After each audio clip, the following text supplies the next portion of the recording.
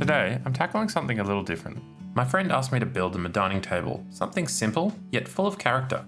But here's the twist. It's not just about crafting a table, it's about turning a pile of wood into something that'll gather people, create memories, and be the centerpiece of their home. Let's dive into this challenge and see if we can build something worthy of family dinners and good conversations. So, I've got my tools, I've got the plans, now all I need is a bit of magic and a lot of elbow grease. Let's get started. For this build, I'm using Messmate, which is a local hardwood that's sturdy, looks great, and is perfect for a project like this. Now I didn't go for pre-finished timber, that's much more expensive. Instead I went with rough-sawn lumber. Bit of a gamble, it's a lot cheaper, but it's also a lot more work. Before I even start to think about assembling the table, I need to mill the timber. So that means jointing two sides of each piece to get them nice and flat, and also square. It's a crucial step because without a flat edge, there's nothing that's going to line up straight. Once I've jointed two of the sides, I'm over to the table saw where I'm going to straighten up one of the edges based on one of the jointed sides. This process will give me two parallel edges that I can join together to create a perfect tabletop. And I nearly forgot to mention, this is my first ever dining table. Please bear with me while I work through this process. There will be some mistakes along the way, no doubt. The last part of the milling process involves the thicknesser, where I'm passing through one of the jointed sides facing down, and that will give me the second parallel edge.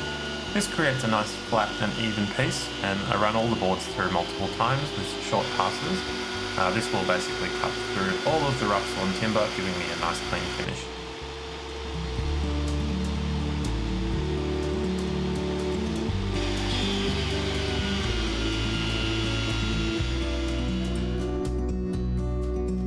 Here I'm marking where the boards are going to be cut, so this will provide the overall length of the table, and then I'm also marking where each of the dominoes will go, which I'll be using to join all the boards together.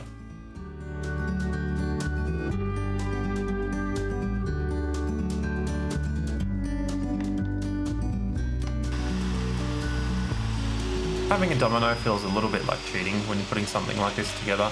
You could definitely do this with something like a biscuit joiner or even dowels, but the domino just really helps align the tops of all the pieces so that you can have a nice clean flush top.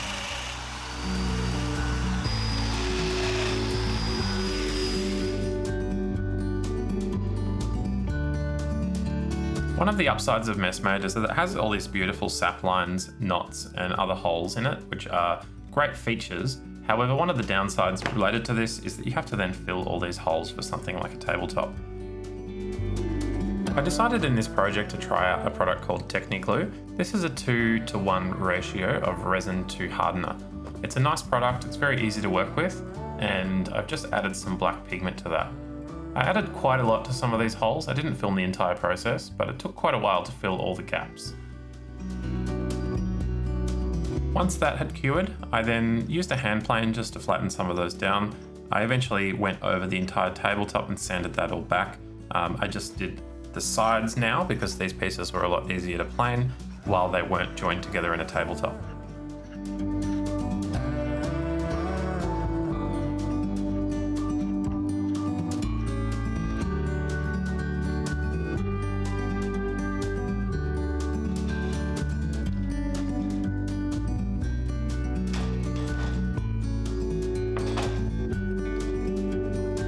Next, onto the glue up. This was quite a process. It involved adding glue to each side, putting all the dominoes in, and then adding each piece one by one until I had them all clamped together.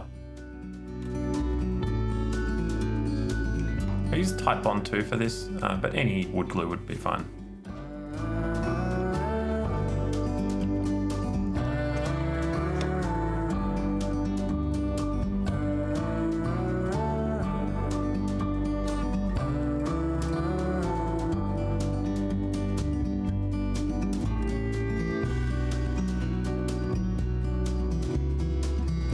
Once the glue had dried, I removed all the clamps and then came back with a chisel just to remove all the glue squeeze out that had dried.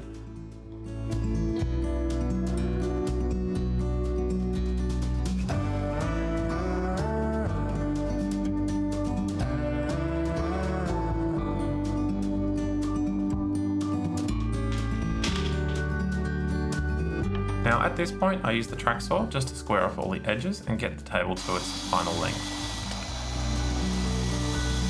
If you don't have access to a track saw, a square edge and a circular saw would do just fine.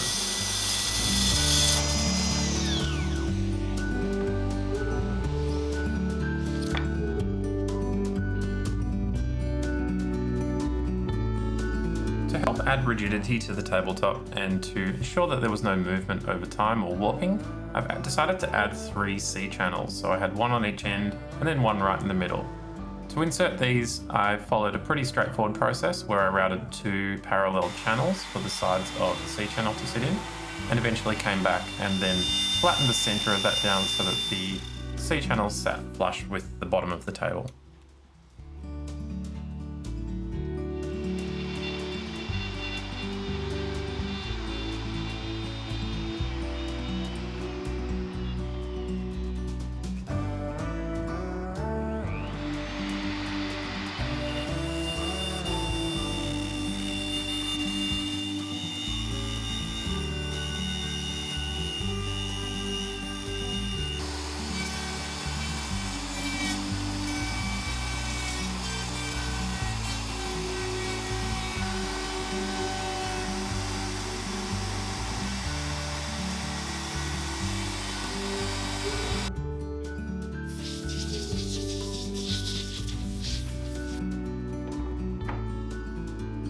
To connect the C channel to the tabletop, here I'm first marking out where the slots are. In each of these slots there will be a threaded insert and a connector bolt that screws into it. The router has left a rounded edge and I thought that looked a little bit messy, so I'm just tidying that up here with a chisel.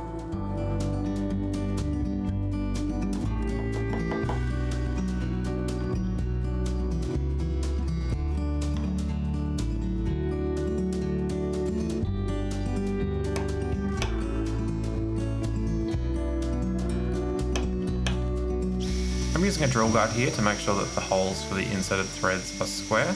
I did make a mistake here and used a drill bit that was slightly too small. Getting those threaded inserts in was quite a challenge. I had a few bits of tear out on the wood, but that's a mistake that I'll only make once. In some of my previous videos, you'll have seen me carving my logo directly onto a piece with a Dremel. Here I've decided to use a branding iron to do that. It saves a lot of time and I think it actually looks a lot nicer.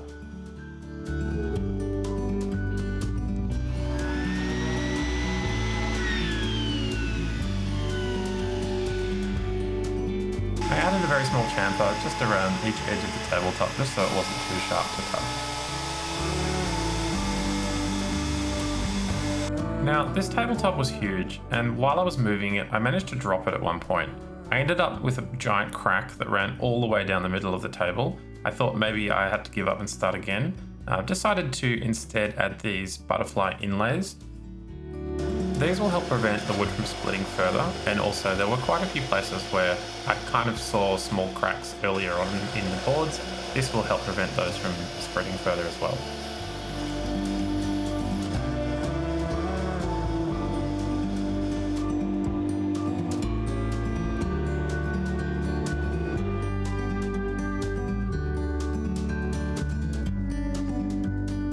For each of the butterfly keys, I firstly glued them down just with some tape attached to the back and then super glued them down. I then cut around each one.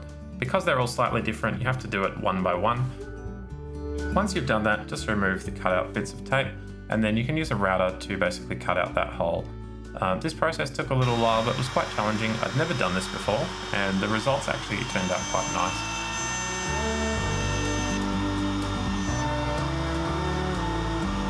I had to make quite a few passes with the router just to get the depth right, and then just used a chisel to clean up the edges.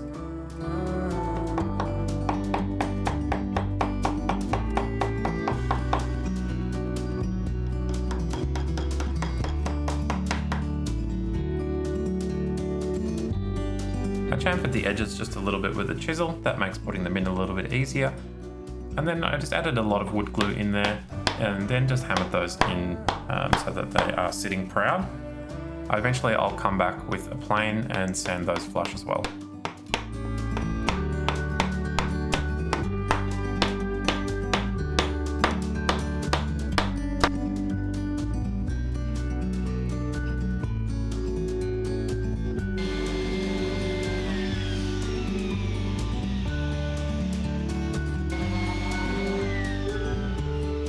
And once I applied a bit of finish to those, they came up looking really nice. They are on the underside of the table, so they're not really ever going to be seen, but it's nice to know that the table is strong and secure. Now, with every woodworking project, there is a lot of sanding involved. Tabletops are no exception to that. Here I went from 80 grit just to remove all of the rough material, including the resin, then came back with 120, eventually 180, decided to stop there. I did raise the grain with a spray of water and then came back and did another final sand. I then came back with the router and chamfered all of the top side of the table just to match the underside. Then just hand sanded some of those edges to take off some burn marks and just give that edge a nice smooth finish.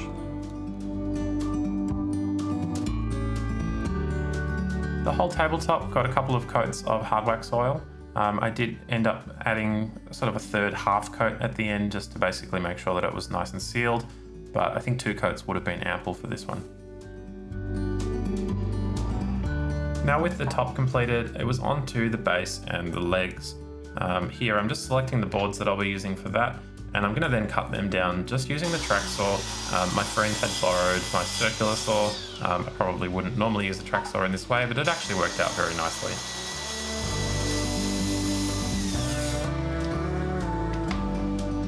I think it's very important to label work as you go, just so you can keep track of which pieces you're planning to use for what. So there were nicer pieces here which I'm using for the upside of the legs.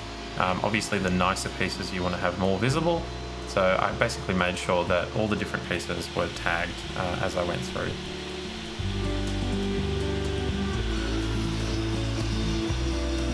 After jointing these boards, which I didn't film, I've run them through the table saw just to get them to the right size. I did eventually run these through the thicknesser as well. Then I've just used a crosscut jig on the table saw to get the final lengths for each of the leg components.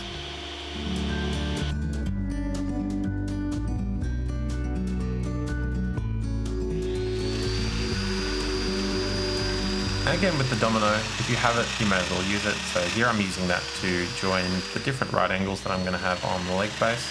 This is a pretty clean way of doing it. Again, you could use dominoes. You could also use screws and plug the holes with dowels. There are many different ways you can join a rectangle like this, so whatever works for you, just do it.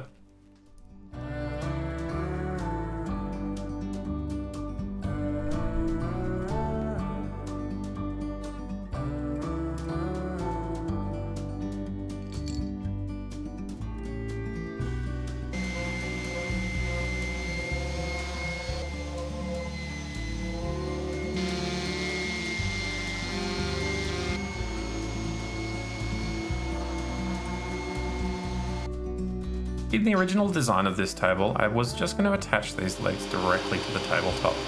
Having seen just how flexible some of the timber was, especially with the long length of this table, I was a little concerned that maybe if I didn't add rails or any kind of aprons to the legs, that it might have a little bit too much flex, and there might also be a bit of racking. To attach these legs, I've basically added slots for each one, which I'm going to do a similar thing to the C-channels.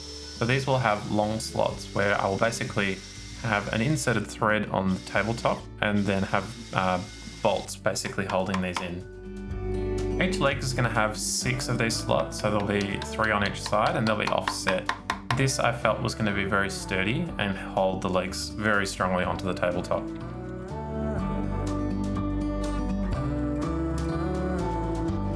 I didn't set the C-channels super flush in the center, so I ended up having to just chisel away a little bit of material so that those rails would sit over the top of the C-channels that I had in the middle of the table.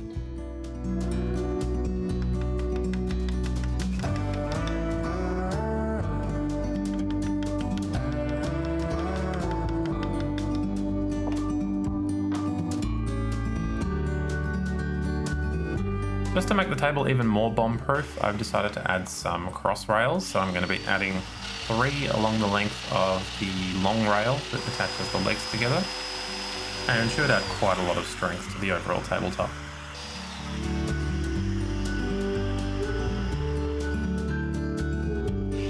I added 2 stacked dominoes on each of the table legs where the rails were attaching. This was just to add even more support. I really didn't want any lateral movement or racking to happen with those table legs.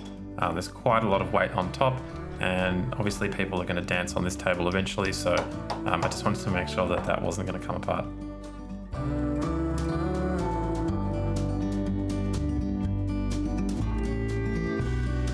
A hidden benefit of those cross rails was, of course, that I now had something to clamp against when I was attaching the rails to the table legs.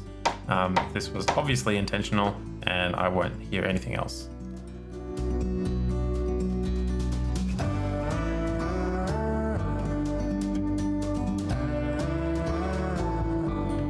To mark where the inserted threads are going to be on the tabletop, I used a brad point bit and just hammered that in gently into the slots.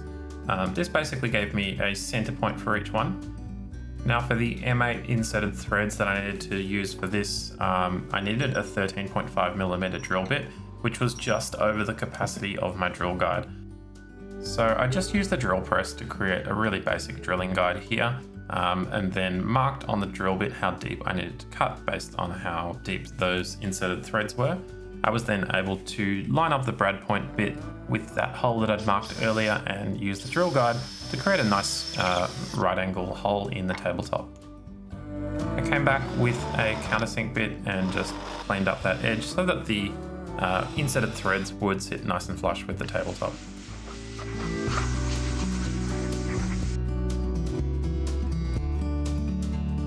A couple of drops of glue on these bad boys and they're ready to screw in. This was a lot easier now that I had the right size drill bit. The ones that I put in for the C channels nearly killed me.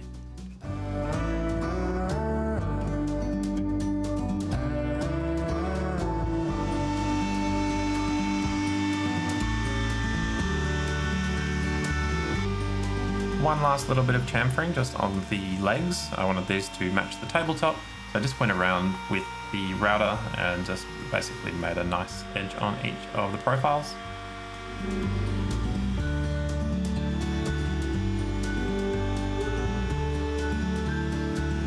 And one thing with the router is that it does leave a rounded edge in the corners, so I just came back and squared those off using a chisel, and then came back and sanded those by hand just to clean up that a little bit more.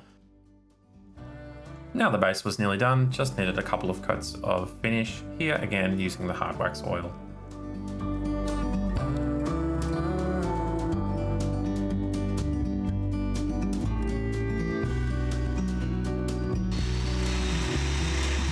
Now, as if this thing wasn't secure enough already, I've decided to add some cleats to the rails just to hold those down. I'm using a domino here. I thought I'd give this a go. I've never seen this before, but I figured that this was a nice way to attach the cleats to the tabletop. So what I've done is use the domino to cut a slot all the way through, which I'll be using to attach a bolt through a threaded insert once again. And then I'm just creating basically a standard wooden cleat, which has a domino in one end, which I'll then insert into the tabletop. This gives a little bit of additional movement. It also is a really quick way to do it, and I'm really happy with how that one turned out.